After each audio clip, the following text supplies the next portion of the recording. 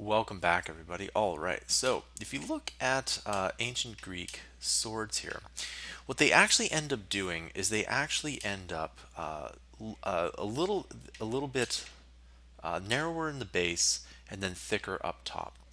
Now, in order to make this work, you need to kind of add in some loop cuts here. Okay, and what I'm going to do is I'm going to add in this loop cut maybe to about here, and that's where I want the thickness to be there. All right, so we're going to just leave that here.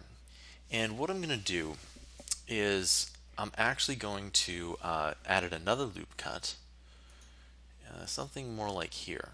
Okay, and from here, what we can do is we can actually push the S to scale it in. Now that does create a problem. As you can see, there is a bit of an issue there. However, there is another way to do that. Now, in theory, we could have just kind of moved that in, but what I'm going to do is I'm actually going to hop into Edge Select, and I'm just going to move that in like that, okay? And so, the reason why we needed this top loop cut here is because we needed to have we needed to have this be the thickness top here. Now let's hop up here again, and let's select these two, okay? We can kind of bring that in. Now, actually, both of those were selected, so you have to make sure they're unselected. And we can kind of just bring that in, right?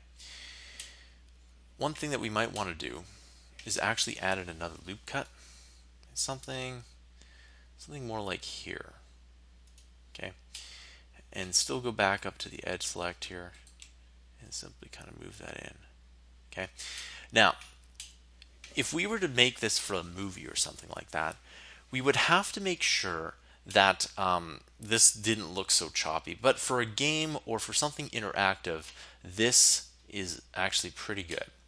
We could, in theory, move this in a little bit more, but the one thing that we got here is the main points here.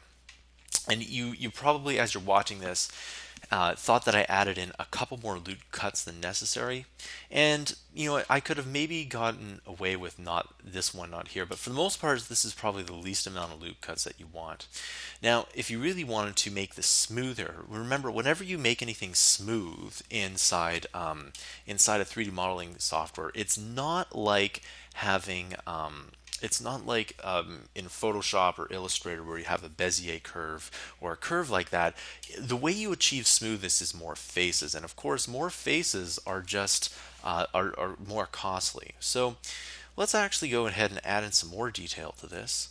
I'm going to select these sides here, and I'm just going to select just something like that here, and I'm actually going to just move them in here. Okay, there we go, and that will give some nice depth to the sword here. It'll give it kind of a blade. Now I didn't select the middle one, I just selected that here. Now in theory we could do that, but you can see that the top part is overlapping, and that just doesn't look good. I'm going to over exaggerate that to show you what to not do, but for the most part you can have something like this. Now again, by adding no vertices here, we actually managed to make something really cool, and we do have the top part in here. Now in theory we can actually move this in or out if we really wanted to. In fact, let's move it out. Now, one thing that you'll notice, and one thing I highly recommend, is that you always exaggerate each way. So you'll move it in and you'll move it in really far. And that actually might look kind of cool. You don't actually know what looks cool until you try it.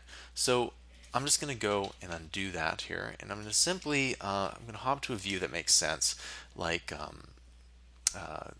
like this here. Now, another thing you can do before we even do that here is we can hop to the other side and we can actually scale this out.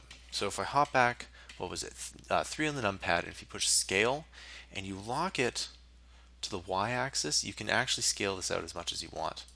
Okay, but I'm going to scale this along the y by pushing y and just move it out just a bit, and that way you get both sides to be even here. Okay, and I think that actually looks kind of cool. Yeah, there we go.